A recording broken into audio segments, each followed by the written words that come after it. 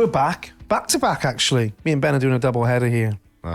Nice. So, Ben, we're just going to dive straight in. Last time we were talking about different things that I can't remember. Emotional cycle of change, things that stop us, just limiting beliefs. You know, not understanding the plateau is a fundamental part were you taking of progress. notes? Nah, I just come on, we're well versed in this shit. Limiting beliefs. Yeah, what does that say? Yeah, well, it was only about 15 minutes ago, right? Yeah, emotional cycle of change. John McClane. So anyway, one of the things that come up when producer Mark said, "Hey, you know, I love that. I think you should just quickly do some ice on it." Was the stuff around failing alone we touched upon, and I think I said something along the lines of the things that I'd really struggled with, I kept trying to do on my own. Which actually is a huge part of society, right? Well, maybe not failing alone, facing things alone. Yeah, I kept failing, but I realised a common pattern was I was always doing that on my own. Yeah. You know, so trying to... a big thing for me in my life was this anxiety issue for a long time that I managed to go through life with, but it was holding me back a lot. Yeah. That sort of... it wasn't helping me. And it was stopping me from doing things that were beneficial. It became a real big problem. My emotions became a big problem eventually for me on a kind of a more silent level. And that's, of course, when you see people like Paul that we were working with early on and other men, you're like, wow, yeah, that's how I feel. I just haven't shared that really. And it's been causing me problems and I need to do something about it. But I've been trying to do something about it on my own for so long. And I'm repeating that cycle of try it, fail, try it, fail, try it, fail. And that's where the value of support and community comes in. We are communal. What are we?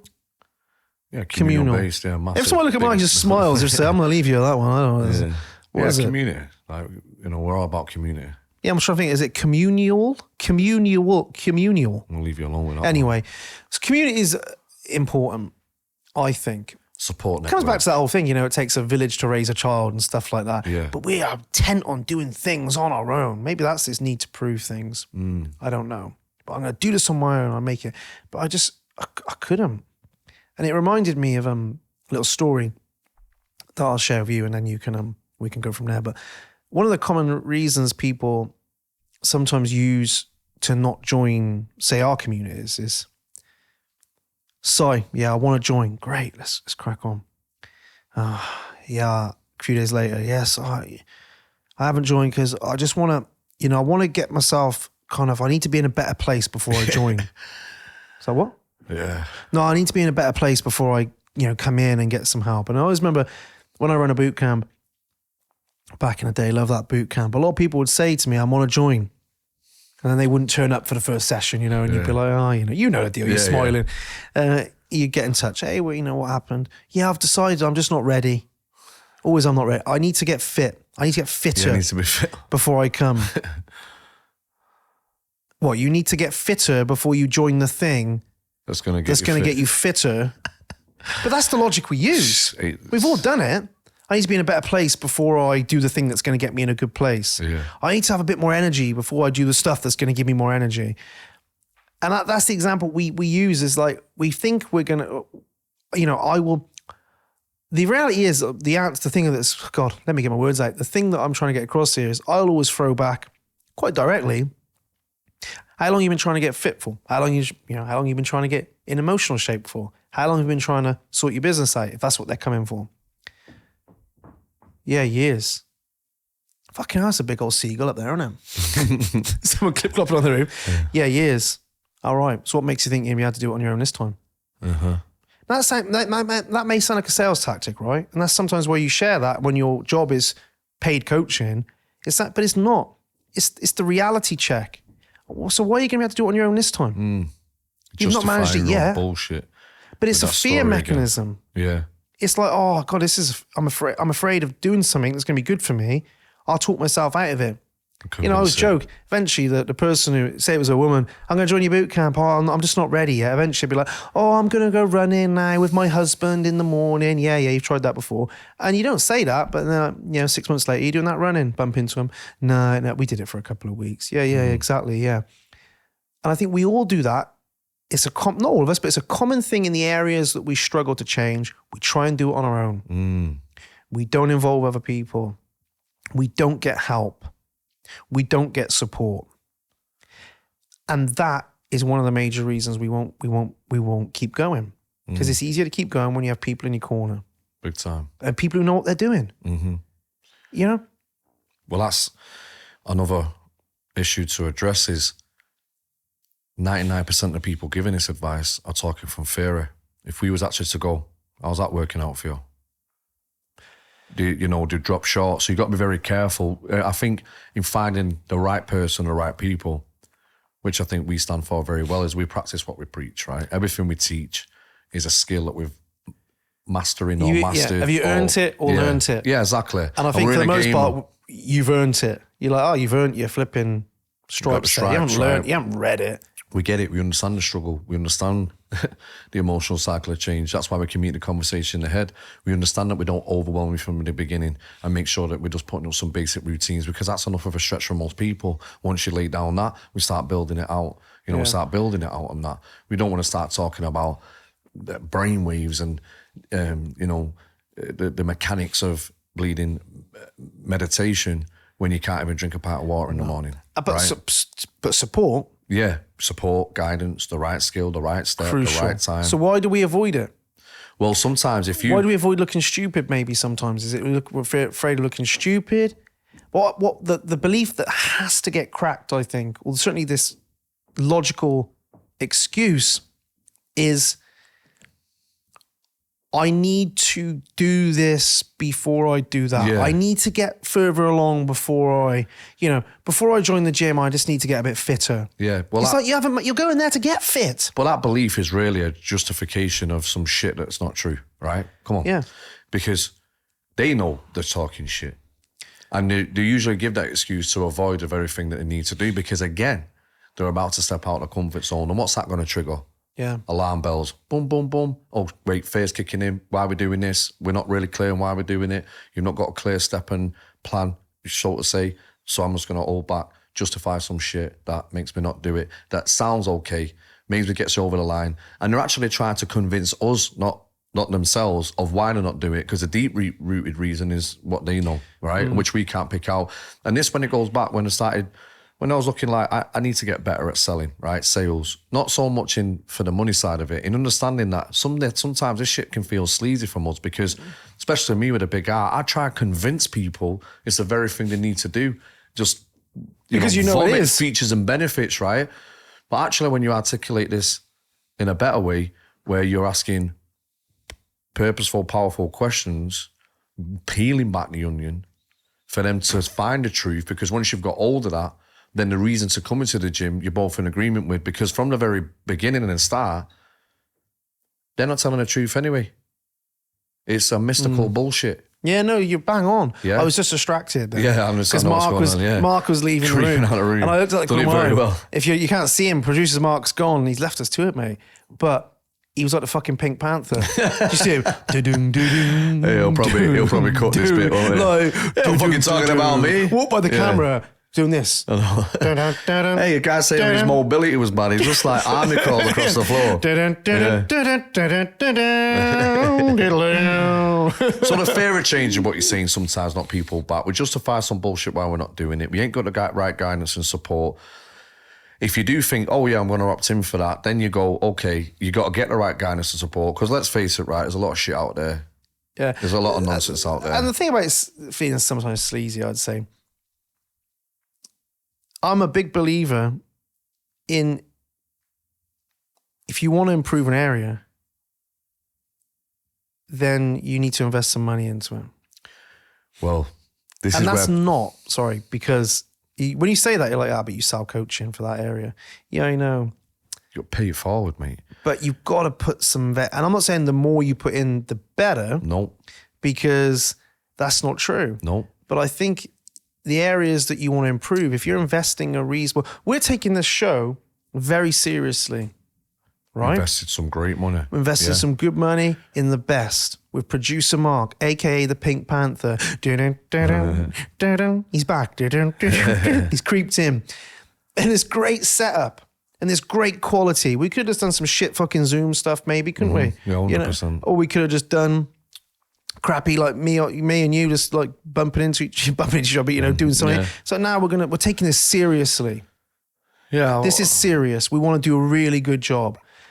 It's the same with physical health. If it's the bottom of my priorities, time and financial wise, or mental health, emotional health, you're going to struggle.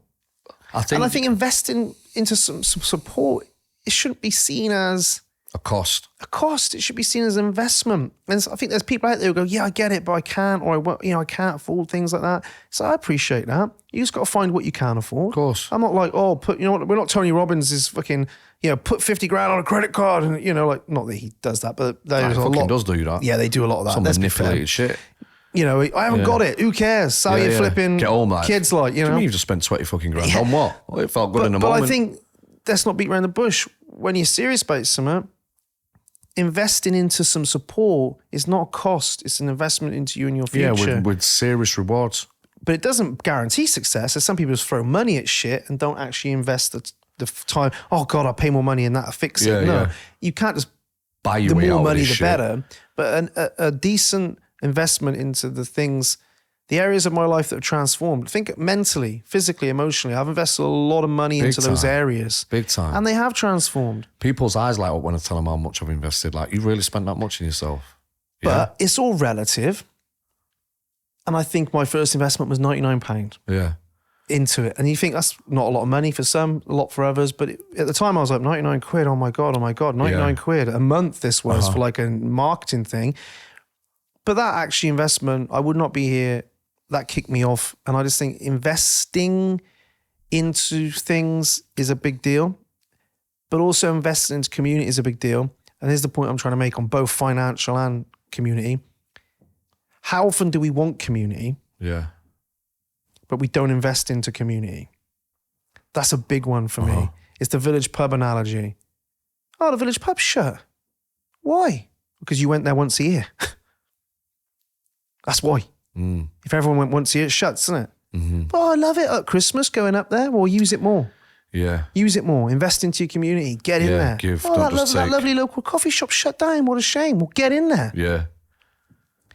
Same with communities. Oh, I want some more interaction in the community. Well, get in there then. Of course. Drive interaction. Works two ways. You're nodding. It's like, yeah. Man, I forgot what I was going to say. I'm trying to get... No. You just completely took me off track with that community, but you're right. No, that's what I'm saying. You got no problem spending fucking £99 a month on your phone.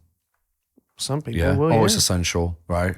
And this is where I think people can relate to as well, is that when it comes down to investing in yourself, that's a habit that's not well ingrained. It actually feels alien to some degree. But it's not just the time, it's not just the money, financial to invest in.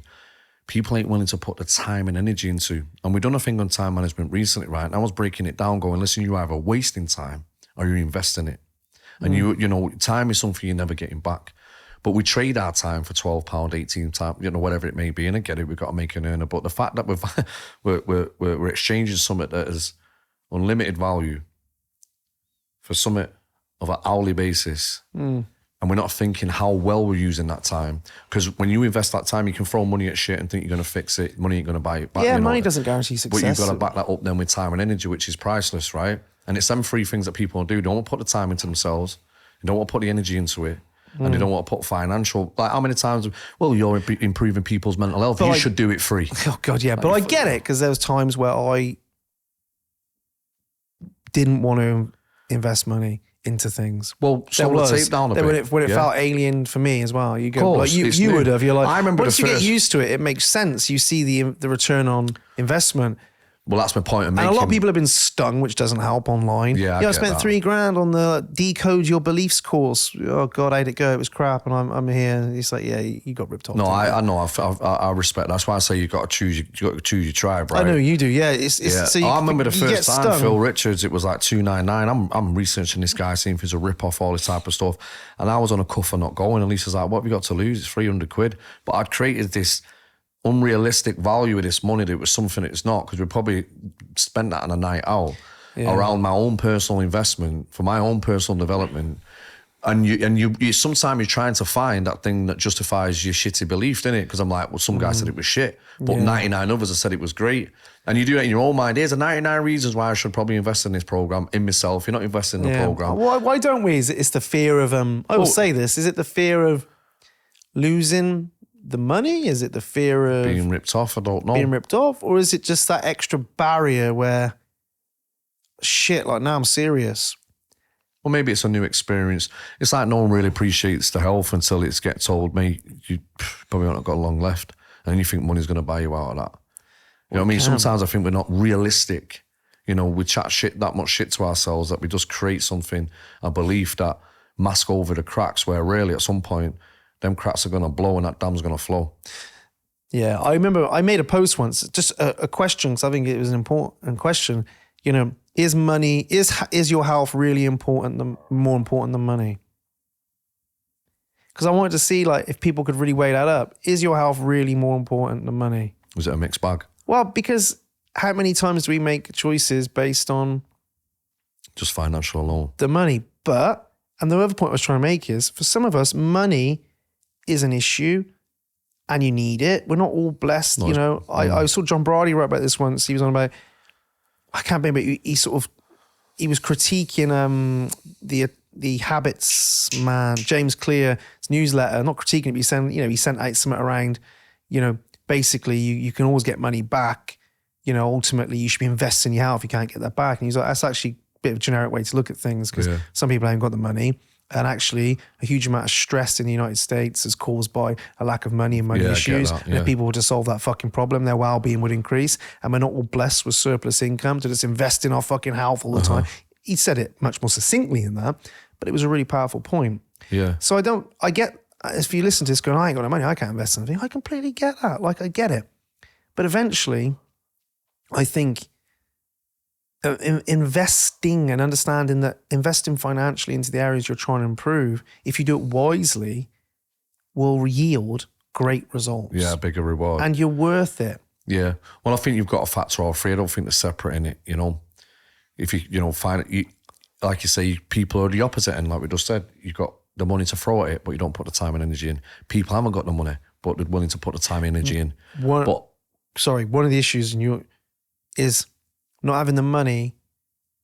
I always find that people can get in touch with me who haven't got the money to join our academy, go, I'll jump in your free thing, that's great, I can get started with that. And then maybe they find the money down the line. Very often they go, God, that was amazing, they just needed to see the 5 days. Yeah. You know, I've cut back on this, I'm going to jump in. You think, great. The issue, I think, comes when somebody expects things to be free. Yeah, the entitlement. Yeah. When they could pay to do something to solve their problem, but they won't. Yeah. Because, no, That's why a good should point. And there is that mentality out there, why should I? Mm-hmm. And then that person will soon come to me and moan about the state of the free services out there. I only got 4 sessions and that's it. And it's like, yeah. You've got a good job though. Like, do you know what I mean? Why don't you just invest your own money into it? Well, why should I? I don't know, because it's your mental, emotional well-being. Yeah, sure, health on the line. Yeah. You know, why should somebody else pay for that? Yeah. Oh, it should be free. Nothing's free in life. End of. When it comes to services. Yeah. So that sounds harsh, but it's like, if you expect things to be free, that is a very different place to, I get the value and I probably should invest in something, but I just can't. Imagine. I appreciate that, because some people, I feel, I've had people reach out to me, I want to do high performance mind, yada, yada, yada, maybe $4,500. You're like, you're probably better off. And it's a big stretch from, I'm going to stick it on this and that. I'm like, no. Don't put yourself under that kind of pressure. Yeah, we don't want to put you in a bigger hole. Yeah, Do some else. Invest what you can afford. You get the people who, you know, the opposite side of that entitlement and think that they're not getting enough, or they should be entitled to this, or they should be entitled to results, or people should bend over backwards to them and they should outsource their health and all that shit. That's exactly what we're not about. We don't want them people, because there is no helping them because they don't want to help themselves. And that's what I'm saying. When you play the game of investing in yourself, and you do have to put time and energy into it, no doubt. Yeah. You know, because you're using that some way or somehow, anyhow. Yeah. There, you know, you could probably find some of the stuff we're speaking to you about in way in helping yourself without just financially putting in. But I think what you're doing when you're financially putting in, if you're in a position, is skip and go and having something more structured. You know, you're investing then into communities that are already established, things that work, people who are trying and tested. Because if someone put 99 quid into our programs, they're investing into a substantial amount of money between us, what we've invested, yeah? Yeah. So you can see that flow that's in there, that everyone is contributing. And that's that community level from all around. Yeah. And they're not really investing for community. they're investing for coaching and proven steps and support and guidance to help them. And there's free communities out there. Yeah. You look at some of the amazing free communities for mental health that are around. They probably aren't free. They have contributions and stuff like that. But you know, like, is it the Man's Club one? There's the Shed one. These are brilliant things. I'd love to speak and support at those things. They're great communities. And I've spoken to people in there. They know it's not coaching. They're not getting coached. They're not there for that. They're there for community. They're there for be around like-minded people. And there's friends is community. And like you said, if you can go running with a mate, you know, if you can go to the gym with a friend, somebody on the same path as you gets it. If you can go to the gym to a class, other people around.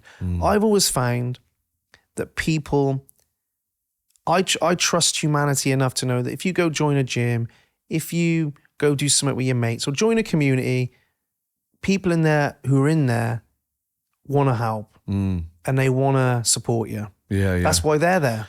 They're all there for the same reason. And I think it's a human instinct. It's like we're meant for connection, right? We're meant to move in pods and tribes, you know? Yeah. But I think there's a difference, as you know, in being lonely and being content in being alone and enjoying your own company, innit? And people who are lonely and don't have that sense of community, trying to figure out on their own and don't want to reach out for help or come into some free stuff. Because I know people get amazing stuff, what we do with the free 5 day. But then people don't take it serious because it's free and just expect shit and don't, you know, because you haven't paid it forward, you don't see the value in it. So that's the big, the trade there.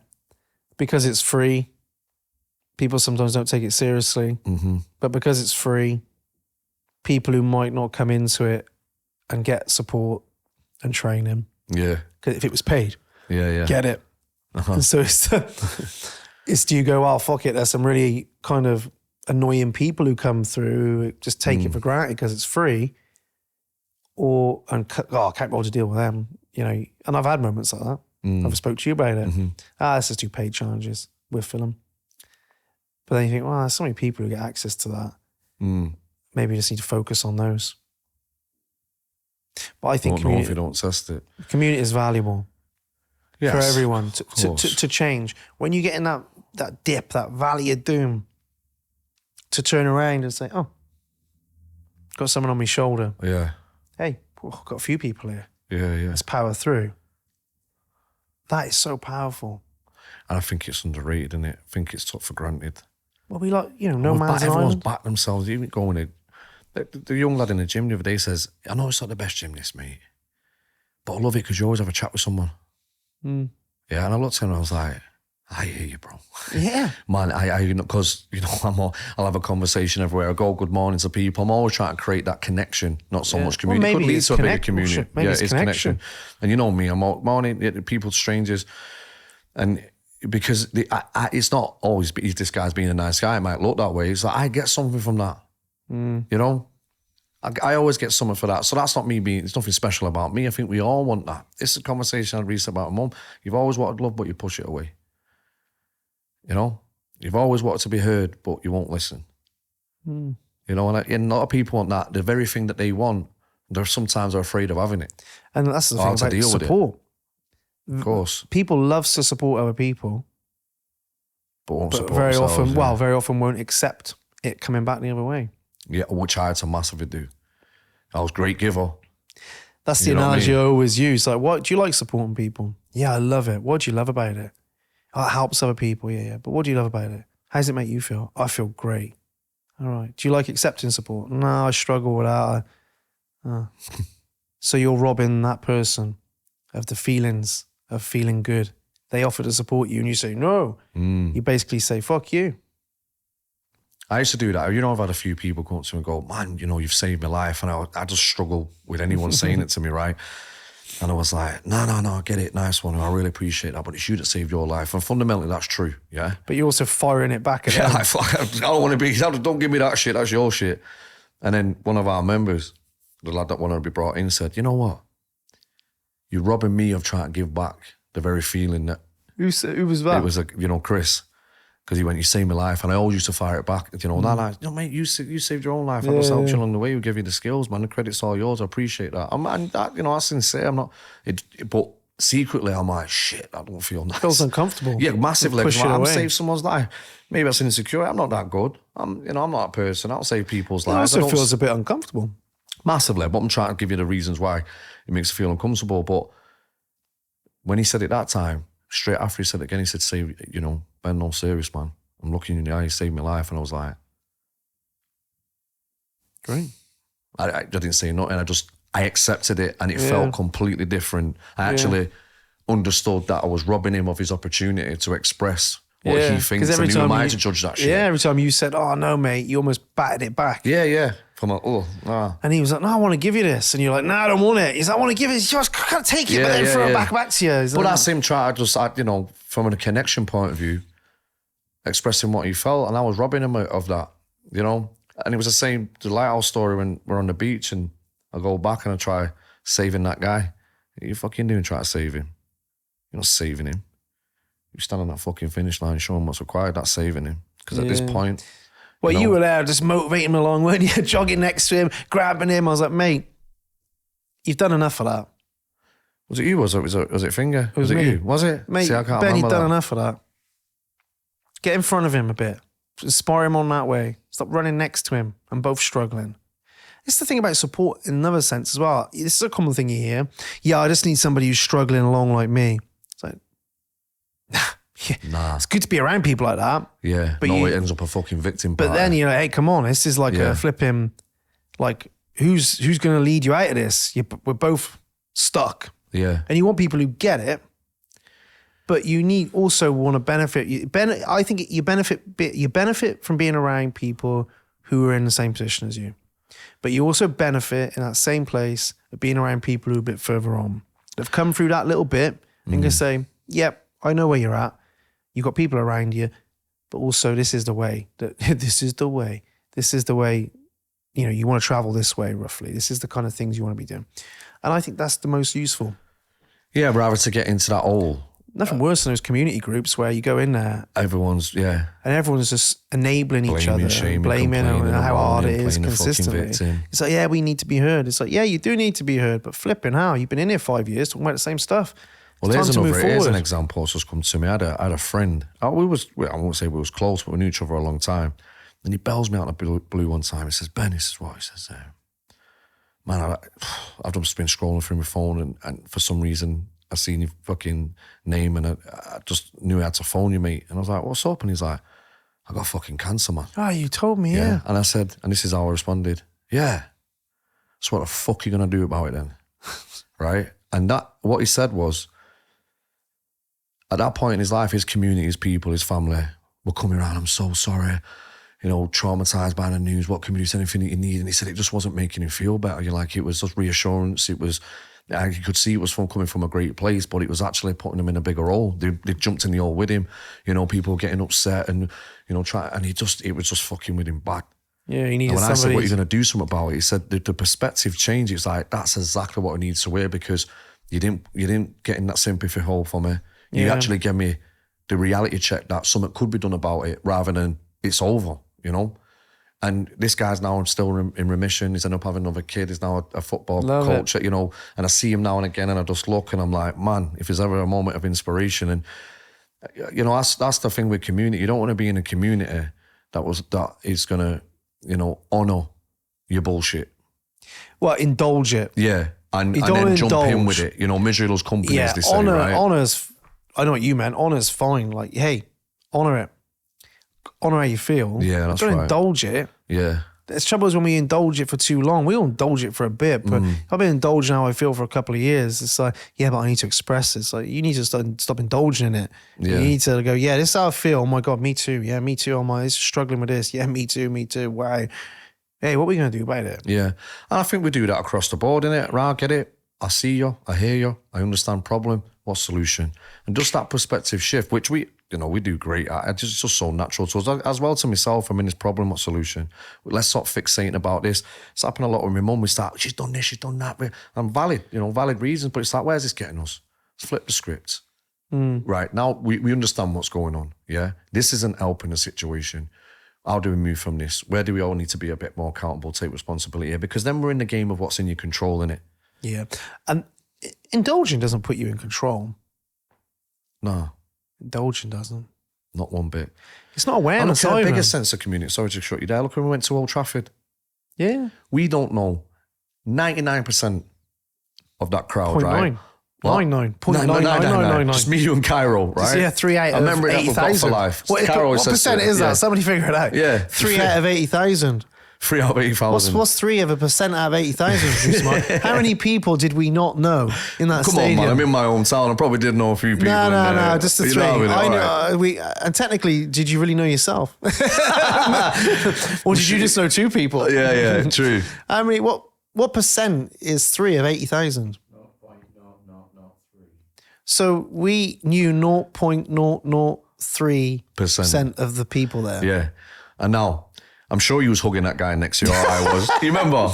Cairo, we was like, hey. Well, I think I was hugging everyone when Ronaldo scored that header against You remember, we was it pulled it back. Atlanta? It was Atlanta with 2-0 down at our time, brought it back to 3-2, one of the greatest comebacks he ever, scored right? that header, brilliant header. Yeah. And it went off. People you did. don't even know. Jumping. But what that community level was a common denominator, wasn't it? You're supporting your team, the people that you love. Everything else goes out the window. That's Apart from the bloke next to me. Drinking in there, start bloody rubbish we are. This Remember guy. him? Bumping around, we are bloody rubbish. Yeah. When we scored Man United 3-2, United were the best club in the world. Yeah. I flipping knew it, Ronaldo. But that's what most of these people like, know innit? anything. Oh, yeah. Man, I've got a family member. I can't even watch football with him. The ball goes out for a throw in. Oh, United are shit. I'm like, mate, it's just going out for it. Goes in. Class that, wasn't it? I'm like, mate, which one is it? But that's that extreme behaviour where they've got no composure in it. No. You know what I mean? It's either fucking life shit.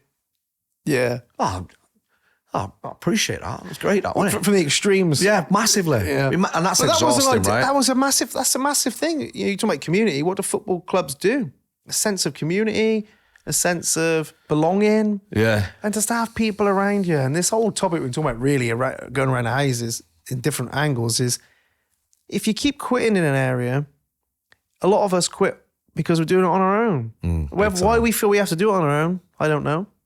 Why we feel maybe we have to feel we're at a certain level before we can join other people in the path. Yeah. That's not true. No. Maybe we feel like we shouldn't pay for help.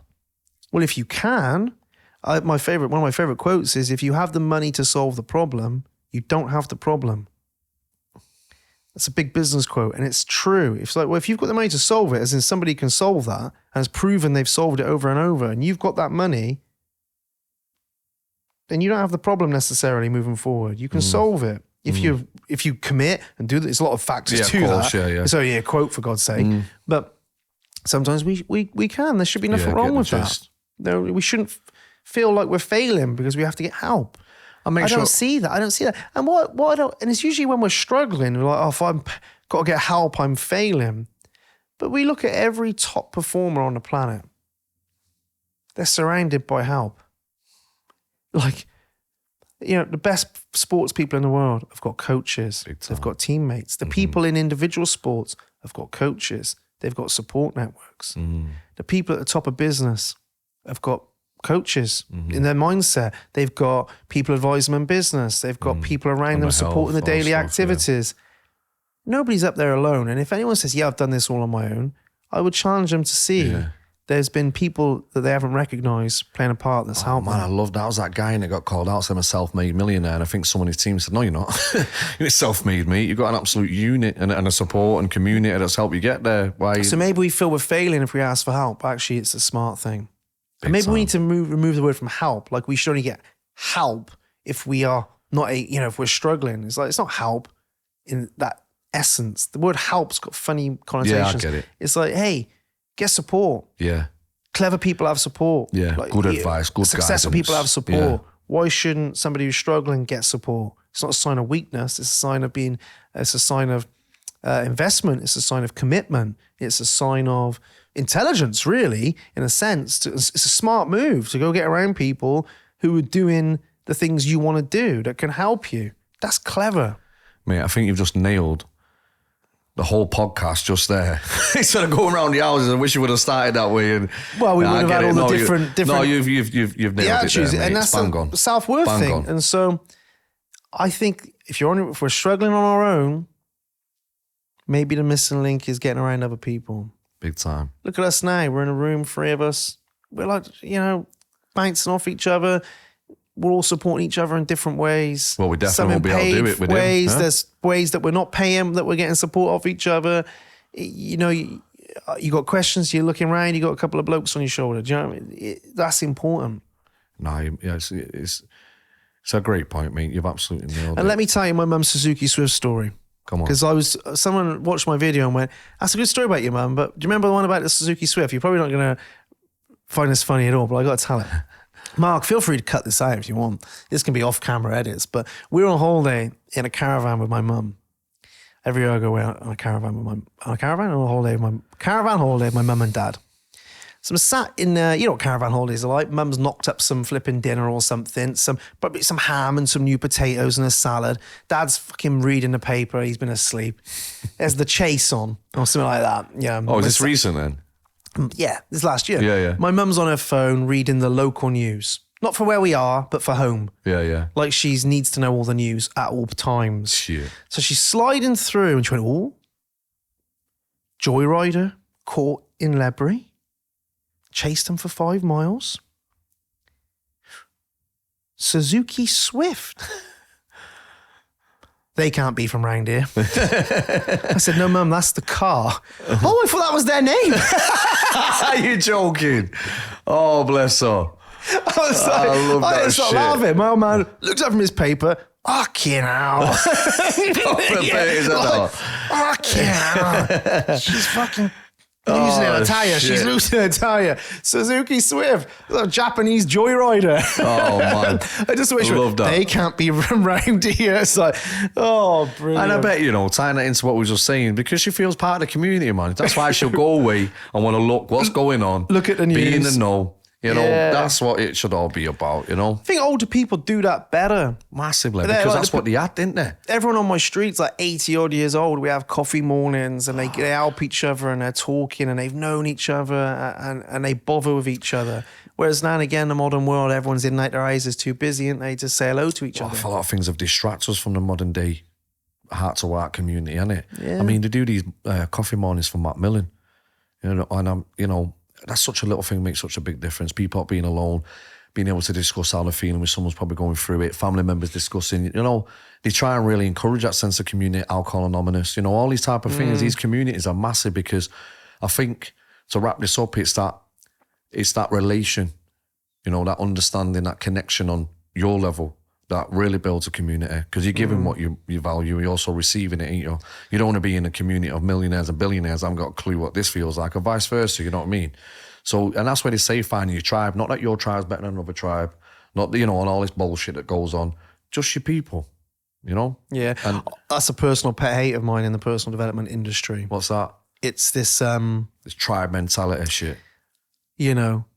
we're better than the rest because we're in this group. Yeah. I'm trying to think of the phrase that's used a lot, but it's almost like, it's this, I'll have to find it for another episode, but it's this attitude that, compared to the sort of normal person out there, hey, I'm doing this, we're cracking on, we've got the best this. It's like, nah, I don't like that kind of. I've seen it at a level where, different postcodes created different tribes and it cost lives, mate. Called gangs, over what? Can you imagine that? And we actually thought that meant something them days. Yeah. People have lost their lives over some nonsense that because you're from that side and you're from that side, it created this conflict. It's cost people Postcode lives over gangs. shit. Well, just, I know it's postcodes now, but areas literally borderlining each other. He's from there, he's from there. And all of a sudden there's this instant hate. And they probably don't know why. Nah, I'm just grown into it. Listen, when I'm speaking to these youths, when I'm trying to, not be an hypocrite, because they're like, well, I'm saying, listen, I ain't here to tell you what to do. I'm just giving you a true account, to open up your mind, get a better decision, have more so you can make, better decisions. Is this, do you understand why you're at war?